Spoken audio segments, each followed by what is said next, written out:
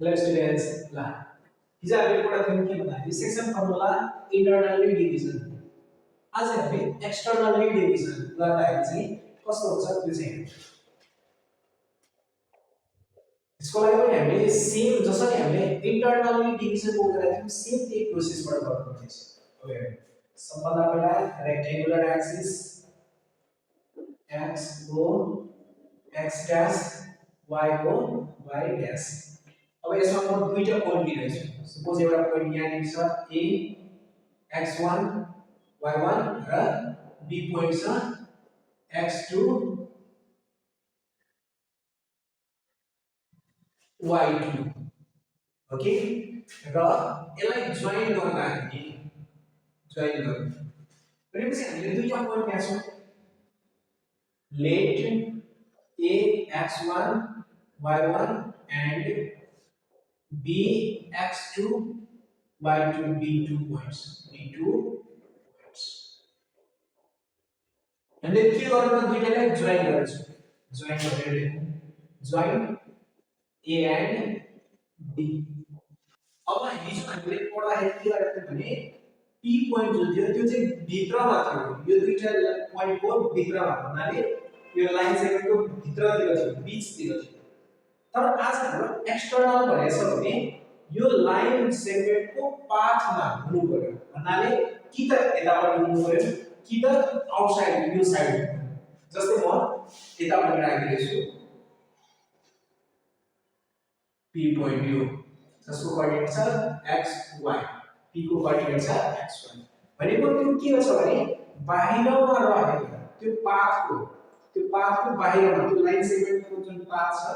त्यसको चाहिँ बाहिरमा रहेर यसलाई पार्टिसन गर्ने काम गरेछ यसलाई चाहिँ टुक्र्याउने काम गरेछ अनि यसको रेशियो के हुन्छ भन्दा a देखि यो हाम्रो p सम्मको र b देखि p सम्मको a देखि p सम्मलाई m मानौ र b देखि p सम्मको m मानौ भनेपछि यो प्रोसेसमा हामीले के गरेछ त पार्टिसन गर्ने काम गरेछ हामीले के लेख्यौं जोइन a and b अब यहाँ चाहिँ late p x y be a point that divides externally that divides the line segment AB externally in the ratio m is to n l के मतलब है m is to n के ratio में यसलाई partition गर्ने काम अब हामीले प्रत्येक पोइन्टबाट के गर्नु पर्ने भन्दा पर्पेन्डिकुलर लाइन ड्रा गर्नु पर्छ जसरी हामीले इन्टरनली डिभिजन मा गरेका थियौं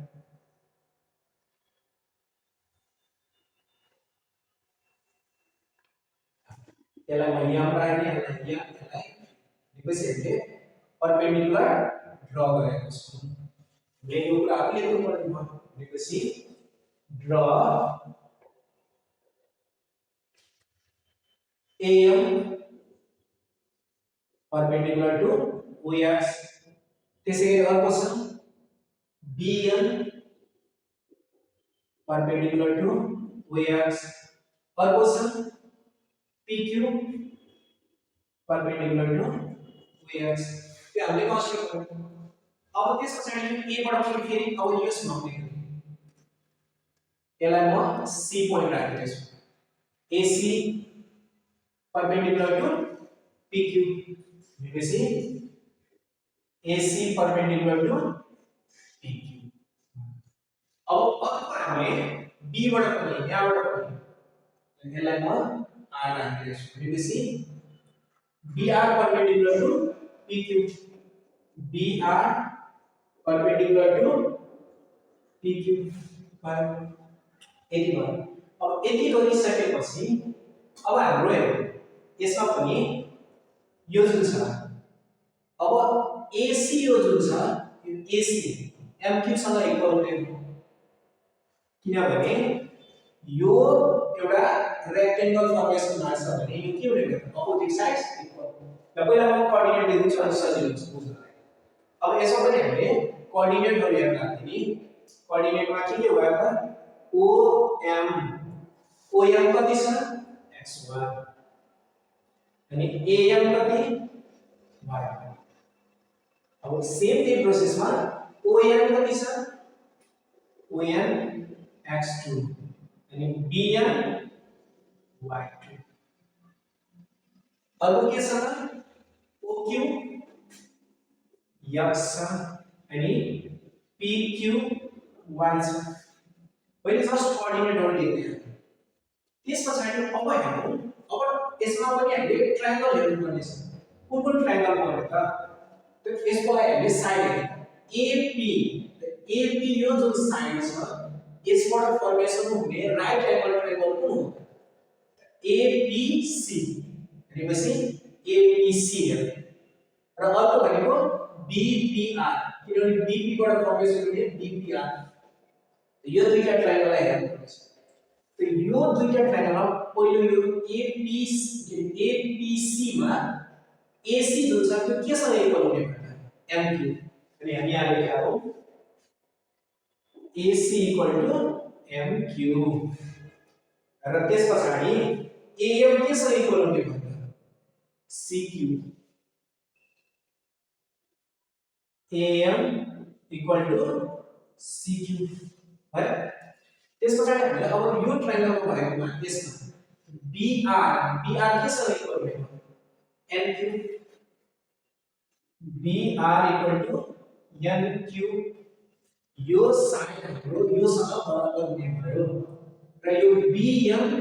RQ सँग इक्वल BN RQ यति अब यति लेखिसकेपछि अब हाम्रो ट्रायंगल के बन्यो त एउटा ट्रायंगल छ APC अर्को ट्रायंगल छ BPR पहिला म कोअर्डिनेट दिन्छु अनि ट्रायंगल कोअर्डिनेटहरुमा कोअर्डिनेट लेखिसकेको छ अब यो ट्रायंगलमा triangle APC and triangle BPR to right angle triangle यिनीहरु के हुन्छ right angle triangle हुन् अब यो ट्रायंगल मतलब फर्स्ट में यो ट्रायंगल बनाएको इन ट्रायंगल APC मा हाम्रो साइड के छ त एउटा AC APC यो जुन ट्रायंगल छ यो ट्रायंगलमा यो AC के सँग इक्वल हुने भयो त MQ भनेपछि यहाँ AC MQ अब MQ को निकाल्नलाई होलबाट यति सब्ट्र्याक्ट गर्ने OQ minus OM OQ minus OM OQ को कति छ x minus OM को कति छ x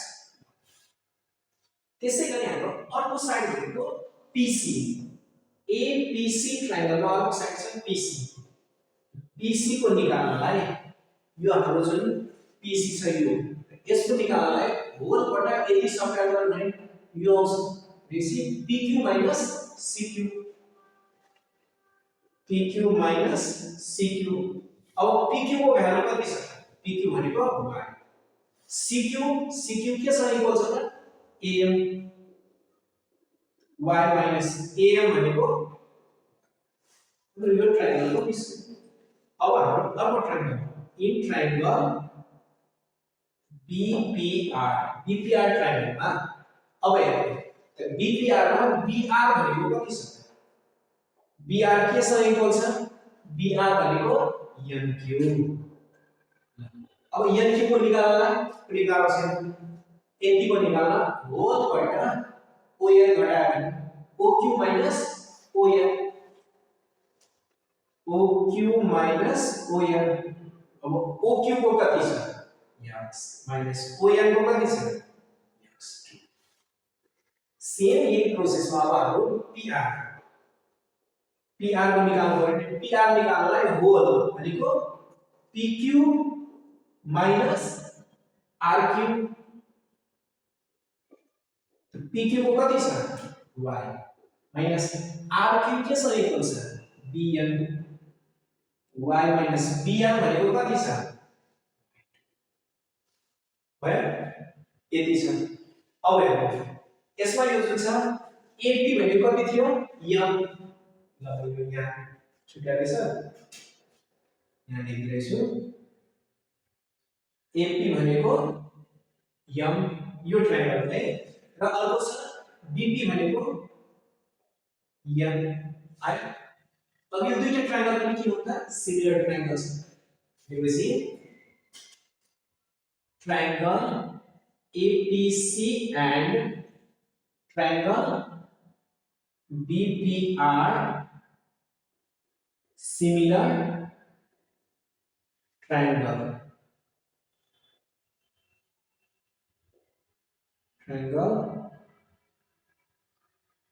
So their corresponding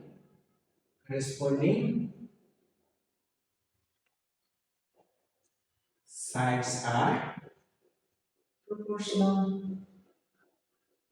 यिनीहरुको corresponding sides के हुन्छ त proportional हुन्छ अब यसमा पनि हेर्दा हैन जस्तै म फर्स्टमा ABC ट्रायंगल के राख्दा हामीले AP by अर्को AC by अर्को PC by APC triangle APC मा AP साइड ले अर्को एउटा अर्को छ AC अर्को PC अब यसको तलमा अर्को ट्रायंगल BPR मा कुन राखेको त भन्दाखेरि AP छ भने अर्को कुन हेर्नु भयो सानो ट्रायंगलको BP कसरी भन्दाखेरि यो ट्रायंगलको अपोजिटमा साइड छ AB भने यो एंगलको अपोजिटमा छ BP दुवै के छ त राइट एंगल यसको अपोजिटमा छ AP यसको अपोजिटमा BP भनेपछि AP बाइ BP अब AC भनेको यो त x एक्सिससँग प्यारलल छ भने यसमा पनि अर्को कुन छ BR भनेपछि AC बाइ BR र अर्को साइड रहेको कुन छ त PC सँग हुने PR अब यसमा के भ्यालु और AP भनेको m BP भनेको n AC भनेको कति छ त x minus x1 अनि BR भनेको x minus x2 अनि PC भनेको y minus y1 अनि PR भनेको y minus y2 अब यसमा फेरि तीनटा भनेपछि दुईटा दुईटा गरी इक्वेट गर्नुपर्छ यहाँबाट गरिरहेछु भनेपछि so m by n equals x minus x1 by x minus x2 ल यो दुईटालाई म फर्स्टमा पहिला इक्वेट गर्छु और m ले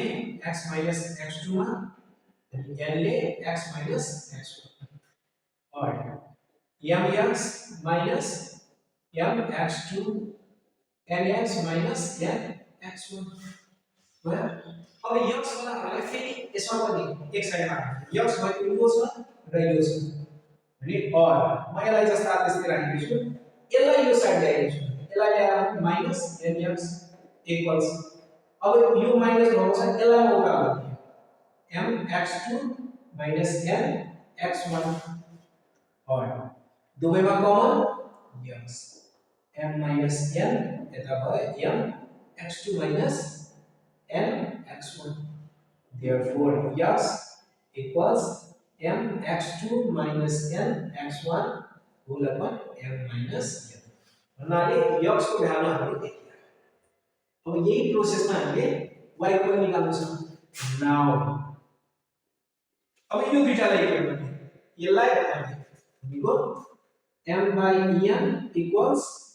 y minus y1 by y minus y2 और क्रस मल्टिपल गर्दाखेरि m ले y minus y2 मा अनि n ले y minus y अब मल्टिप्लाई गर्दा और my minus m y2 ny minus n y1 और my यसलाई म यो साइड ल्याइदिन्छु यसलाई उल्टा गर्दा और दुवैमा common y m minus n eta m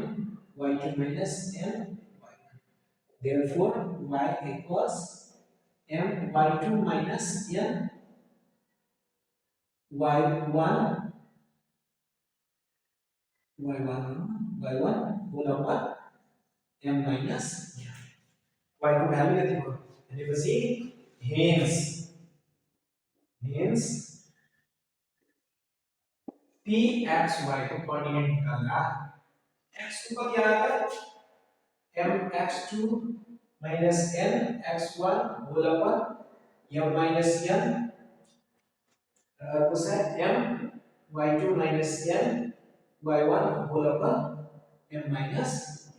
भनेपछि हाम्रो फर्मुला भनेको यो भयो अब हाम्रो यो जुन p पोइन्ट को कोअर्डिनेट निकाल्नु पर्यो भने नि सिम्पली यो फर्मुला युज गरेर निकाल्न सक्छौं यो चाहिँ हाम्रो यसरी चाहिँ हाम्रो यो भयो सेक्सन फर्मुला एक्सटर्नली डिभिजन ल यहाँसम्ममा के प्रब्लम भयो भने कमेन्ट सेक्सनमा गएर कमेन्ट गर्न सक्नुहुन्छ ओके अब हाम्रो अर्को क्लासमा चाहिँ हामी मिड पोइन्ट फर्मुला बारेमा चाहिँ बुझ्दै छौं ल थ्यांक यू क्लास